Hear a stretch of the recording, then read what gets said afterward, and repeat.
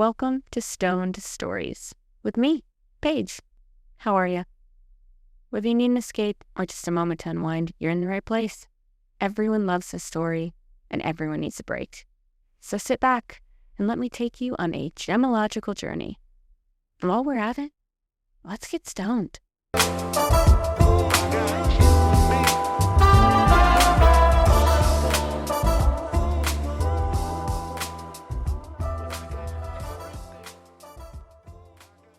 What if I told you one of the most culturally important minerals in human history was also one of the most poisonous?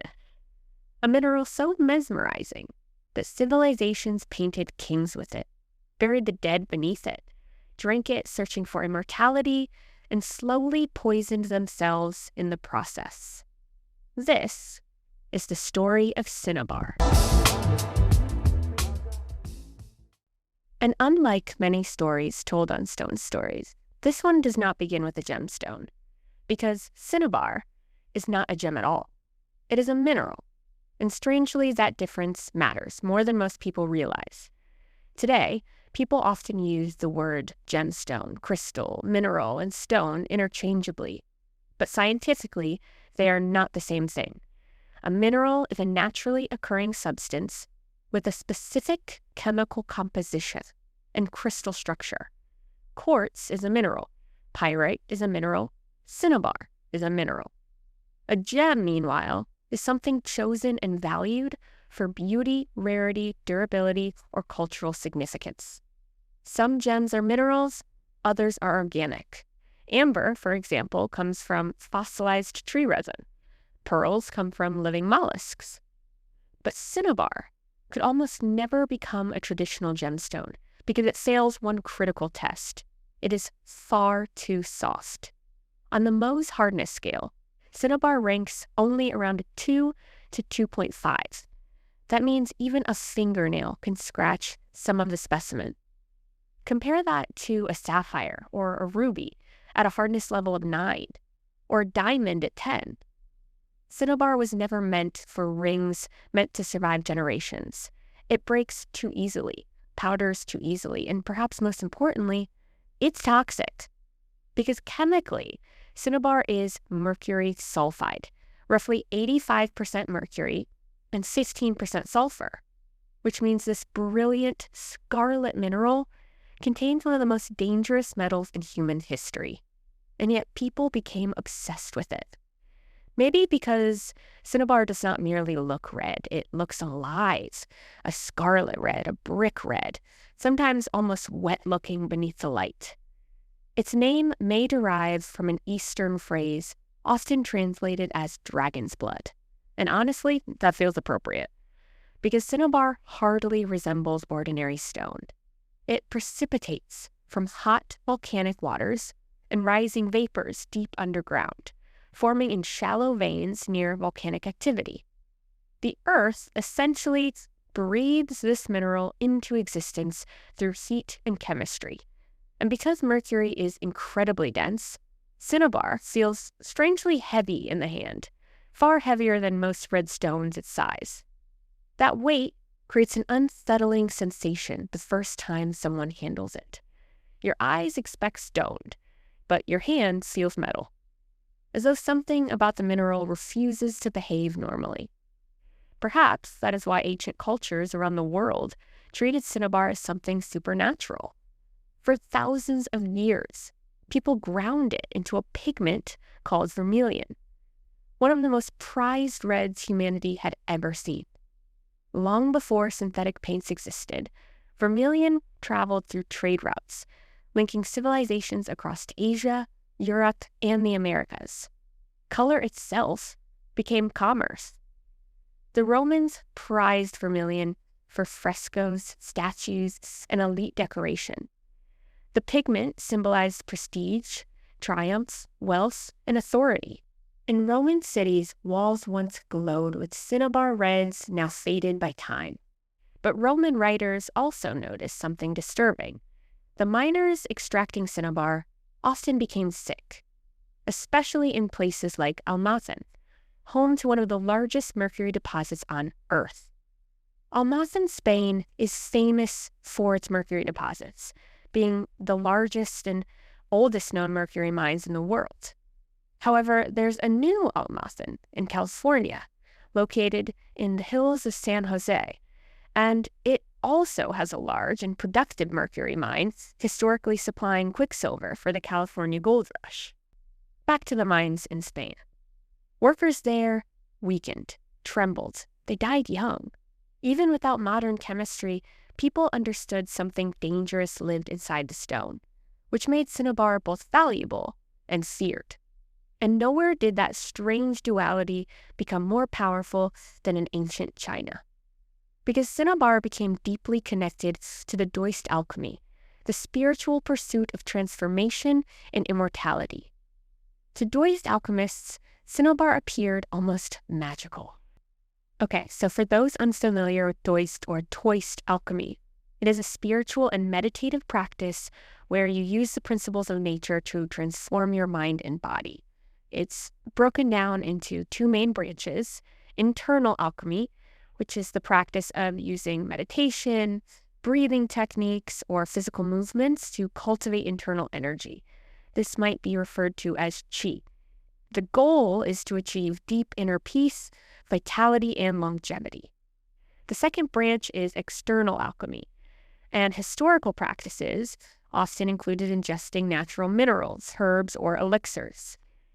The core foundation of this transition is based on the philosophy of Dao or Tao, which translates to the way. And it emphasizes living in a balance with the natural flow of the universe, and it often uses principles like the yin and yang, the balance of opposites.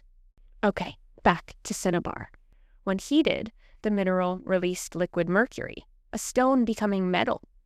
Then, under the right conditions, mercury compounds could become solid again.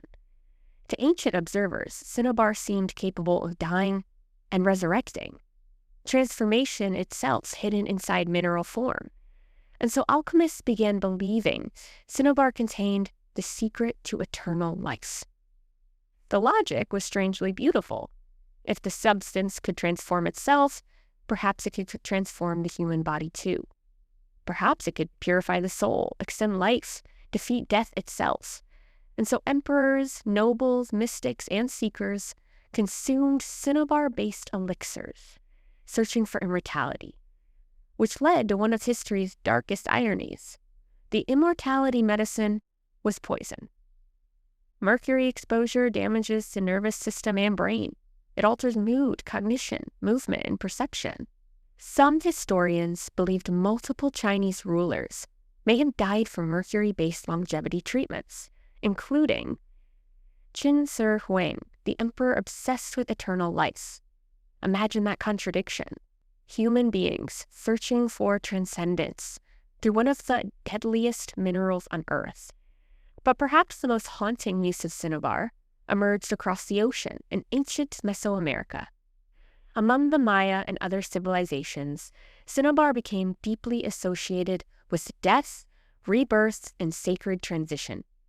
Archaeologists discovered royal tombs coated in red cinnabar powder, skeletons stained crimson, jade burial masks dusted with the material.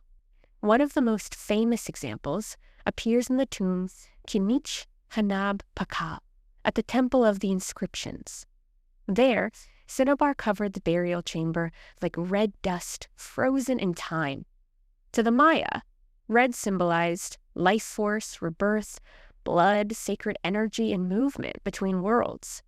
Some tombs appear as though the dead were laid inside pools of powdered blood, and perhaps that symbolism makes uncomfortable sense, because cinnabar truly does blur boundaries: stone and metal, beauty and poison, life and death. Even medieval alchemists in Europe became fascinated by mercury and cinnabar. Mercury behaved unlike any ordinary metal. Liquid at room temperature, reflective like a mirror, constantly moving. To alchemists, it seemed alive. And because cinnabar produced mercury when heated, the mineral became associated with transformation, hidden knowledge, duality, and the bridge between spirit and matter. In Western traditions, Mercury linked symbolically to the god Mercury, known to the Greeks as Hermes, the divine messenger, the trickster, and traveler between worlds. Again and again, Cinnabar became tied to transition. There isn't one single famous ancient myth directly connecting the Roman god Mercury to the mineral cinnabar or elemental mercury itself. But over time, alchemists, mystics, and astrologers absolutely fused them together symbolically. And honestly, the connection became almost perfect, because both the god and the metal seemed to represent the same ideas: movement, transformation, duality, and crossing between two worlds. The god Mercury was the messenger of the gods. He moved freely between Olympus, Earth, and the underground. He guided souls after death. He was associated with speed, trickery, commerce, knowledge, magic, and hidden wisdom. He was never stable, never fixed, always moving. And elemental Mercury behaved the same way. Unlike ordinary metals, Mercury is liquid at room temperature. It slides apart and reforms. It reflects like a mirror, and it seems alive when it's touched. To ancient people, it barely looked like matter at all. So alchemists began associating the metal with Mercury almost naturally. By the medieval period, Mercury became one of the central substances of alchemy. Alchemists believed it represented the soul inside matter, transformation, the bridge between physical and spiritual worlds, hidden knowledge, and instability in change. And because Cinnabar releases mercury when heated, Cinnabar became deeply wrapped into these symbolic systems too. Imagine how magical that would have seemed before chemistry existed. A red stone enters fire, and silver liquid emerges from it. To ancient observers, that looked like transformation itself and almost resurrection, which is why both Eastern and Western alchemists became obsessed with Cinnabar and mercury. In Daoist China, Cinnabar was tied to immortality and spiritual transcendence. In Europe, mercury became associated with Hermes, or Mercury, and the search for the philosopher's stone. Even the alchemical symbol for mercury eventually merged. The planet Mercury, the god Mercury, and the metal Mercury. They all became spiritually interconnected. And perhaps the strangest part is that the god Mercury was also a guide between worlds. And Mercury, the substance, truly alters consciousness and the nervous system through poisoning. So once again, ancient symbolism collided with physical reality in unsettling ways. The metal associated with transformation really did transform people, just catastrophically. That's part of why Cinnabar and Mercury became so mythic historically. They seem to behave like living substances, beautiful, unpredictable, dangerous, and always slipping between states of being, very much like the god himself. And modern science eventually revealed why these stories feel so unsettling now. Because Cinnabar truly alters the human body. The mercury vapor inhalation can damage memory, coordination, emotion, and perception itself. Handling raw Cinnabar safely today often requires sealed containers, glass displays, and careful avoidance of dust inhalation. Many museum-quality specimens now sit protected behind barriers, admired but rarely touched. A beautiful object humanity learned to fear scientifically. And perhaps, nowhere did Cinnabar become more beautiful or more unsettling than in China's famous carved Cinnabar lacquer boxes. At first glance, they hardly look real. Deep crimson surfaces carved into impossibly intricate scenes. Dragons spiraling through clouds, lotus flowers unfolding in layers, mountains, palaces, warriors, immortals, entire landscapes frozen inside red lacquer. Some boxes appear almost sculpted from hardened blood, but these objects were not carved from stone. They were built slowly, layer by layer. Chinese artisans developed a technique known as carved lacquerware, where wooden boxes or objects were coated again and again with lacquer tinted using cinnabar pigment. Not 5 layers, not 10, sometimes over 100 layers of lacquer. Each layer had to dry before the next could be added. Then once the lacquer became thick enough, master craftsmen carved directly into the surface, revealing astonishing depth and detail. The process could take months, sometimes years. And because cinnabar produced that rich vermilion color, these objects became known in the West simply as cinnabar boxes, though technically they were carved lacquer infused with cinnabar pigment. During the Ming and Qing dynasties, these lacquer boxes became symbols of status, scholarship, and imperial refinement. The young emperor of the Ming dynasty loved carved cinnabar lacquer so much that he established royal workshops dedicated to producing them for the imperial court. And the finest examples were extraordinary. Some boxes carried dragons chasing pearls through storms. Others depicted gardens, scholars, cranes, or scenes associated with longevity and immortality. They told stories, which feels strangely fitting, because by this point, cinnabar had already become deeply associated with the Daoist ideas of eternal life and spiritual transformation.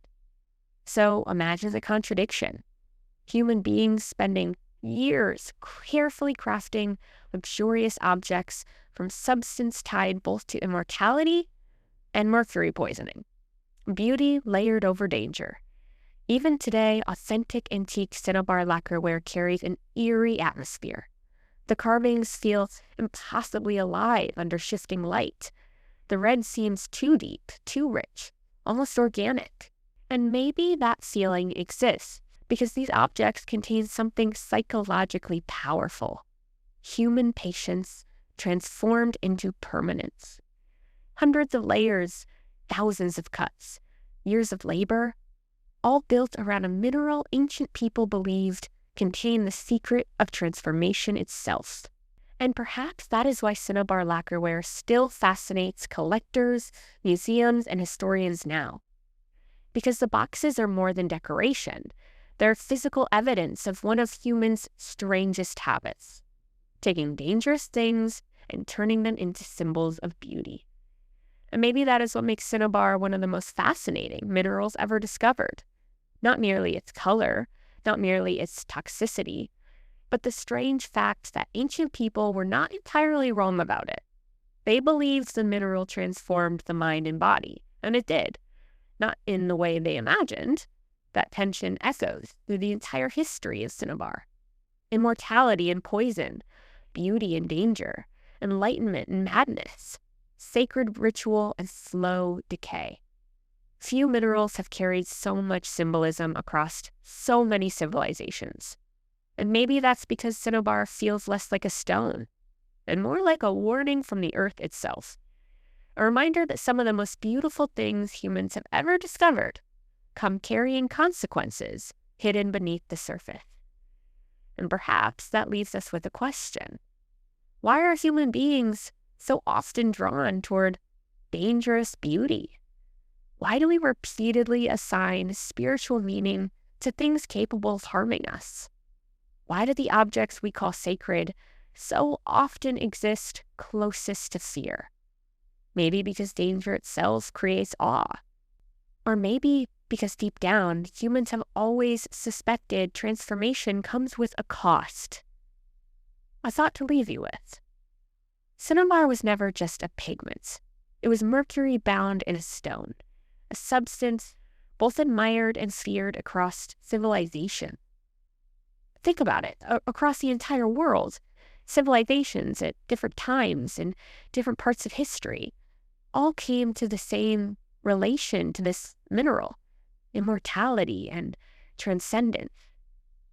And then once we've caught up and we're in the 21st century and we pull together all of these histories from all of these peoples and cultures, how did everyone land on the same perspective? That this one stone represented transcendence and to spirituality. And the irony that we all came to one conclusion and yet we were all a little wrong and a little right. It was poison the whole time. Cinnabar was never just a pigment. It was mercury bound in stone, a substance both admired and feared across civilizations. Yet time and time again, people chose to transform it into beauty anyway. Paint for emperors, lacquer for palaces, powder for ritual and burial, and maybe that reveals something uncomfortable about us. We are willing to overlook danger when something feels meaningful enough. We don't just observe the natural world, we remake it in our own image, which leaves us with a question. At what point does admiration for beauty become a refusal to see its consequences? That concludes today's stone story. Thanks for listening, and I hope to see you next week. Next episode is sure to be a gem.